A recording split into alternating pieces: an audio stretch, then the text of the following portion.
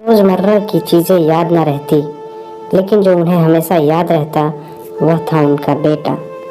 दिन हो या रात, एक पल भी ऐसा ना होता जब उन्हें अपने बेटे की याद ना आती। आखिर 4 साल हो भी चुके थे बेटे को अपना घर छोड़कर विदेश में बसे हुए। इन 4 सालों में बूढ़ी माँ और ज्यादा बूढ़ी हो गई थी। दूसरी तरफ बेटा था जो साल भर में एक आध बार अपने माँ को फोन कर लिया करता और 1-2 मिनट से ज्यादा बातें भी ना किया करता। फिर भी यह बूढ़ी माँ टकटकी लगाए अपने बेटे का इंतजार करती रहती। एक दिन बेटे का विदेश से फोन आया। हेलो हेलो, सुन रही हो ना माँ? सुनील बोल रहा हूँ, तुम्हारा बेटा। कैसी हो माँ? मैं ठीक हूँ बेटा। तुम, बहू और मेरा पोता कैसा है? माँ ने पूछा। सब अच्छे हैं माँ। मैं अगले हफ्ते गांव आ रहा हूँ माँ, तुम्हें लेने। अब हम सब साथ में ही लंदन में रहेंगे माँ।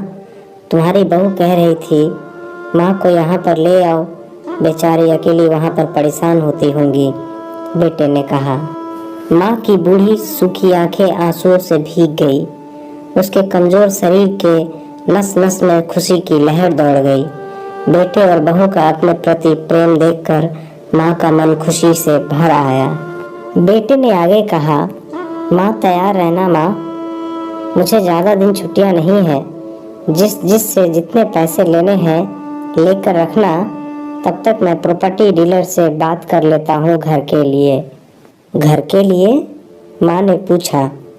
हाँ माँ, गांव का घर हमें बेच देना पड़ेगा। अब हम साथ में ही रहने वाले हैं, तो वहाँ पर घर रखने का कोई मतलब नहीं है माँ, बेटे ने कहा। बुढ़ापे की वजह से ठीक से चलने में असक्षम माँ ने पूरे मोहल्ले में घूम घूम कर अपनी इस खुशखबरी को सबको सुनाया। सभी को खुशी हुई। सबको लगा माँ जी के आखिरी दिन अपने परिवार के साथ खुशी से बीत जाएंगे। घर वापस आकर माँ ने अपने घर के कोने कोने को ऐसे देखा जैसे वह अपने दूसरे बेटे को देख रही हो।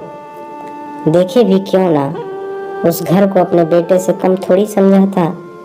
अपने पति के साथ 40 साल यही तो बिताए थे, लेकिन अब मजबूर थी बुढ़ापे के आखिरी साल बेटे और बहू के साथ बिताना चाहती थी। दिल पर पत्थर रखकर घर बेचने के लिए माँ तैयार हो गई। आनन फानन में बेटे ने घर को आधे दामों पर बेच दिया। माँ ने ज्यादा नहीं, लेकिन जिन चीजों से दिल लगा था उन चीजों को समेटा और बेटे के साथ टैक्सी में बैठकर एयरपोर्ट के लिए चली गई। एयरपोर्ट पर आकर बेटे ने माँ से कहा, माँ तुम यहाँ बेंच पर बैठो, मैं सामान और बोर्डिंग पास की जांच कराकर आता हूँ। वहाँ वक्त लगता है और खड़ा रहना पड़ता है, तुम्हें तकलीफ होगी। तुम यहीं आराम करो, मैं यूँ गया और यूँ आया। माँ बेंच पर बैठ गई और बेटा अंदर चला गया। काफी समय हो गया बेटा वापस नहीं लौटा। माँ सोचने लगी ज्यादा भीड़ होगी इसलिए देर लग रही होगी। अंधेरा होने को आया। अब तो लोगों की चहलकदमी भी कम होने लगी। माँ को अब चिंता होने लगी। एक कर्मचारी ने आकर पूछा, किससे मिलना है माँ जी आपको? यहाँ पर क्यों बैठी है?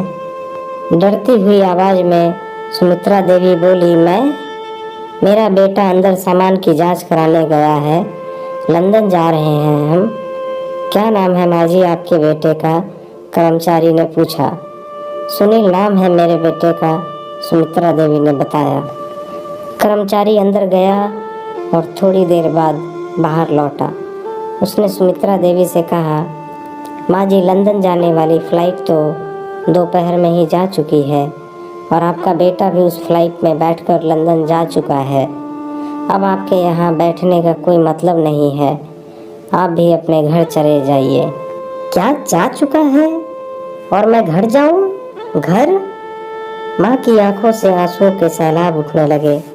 जैसे तैसे माँ घर पहुंची जो अब उसका था ही नहीं, बिक चुका था। वो वहीं बरामदे में तुलसी के पास सो गई।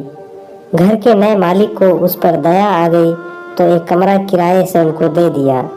पेंशन के पैसों से खाना और किराए का बंदोबस्त हो जाता था। दिन बीतने लगे।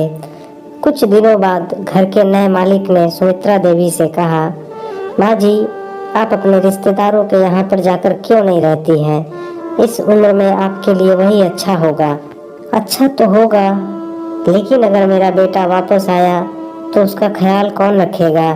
मेरा बेटा बहुत भोला है, उसे अपना ख्याल रखना बिल्कुल नहीं आता। मैं कहीं नहीं जाऊंगी, क्या पता कब उसे मेरी ज़रूरत पड़ जाए, माँ ने कहा। दोस्तों, माँ की ऐसी बातें सुनकर मेरी आंखों में भी आंसू आ गए। किसी ने सच ही कहा है, पूत कपूत हो सकता है, लेकिन माता कभी कुमाता नहीं होती। आप सभी से हाथ जोड़कर विनती करता हूँ, अपने माता पिता की जितनी सेवा हो सके सेवा करना, उनके साथ कभी बुरा बर्ताव मत करना।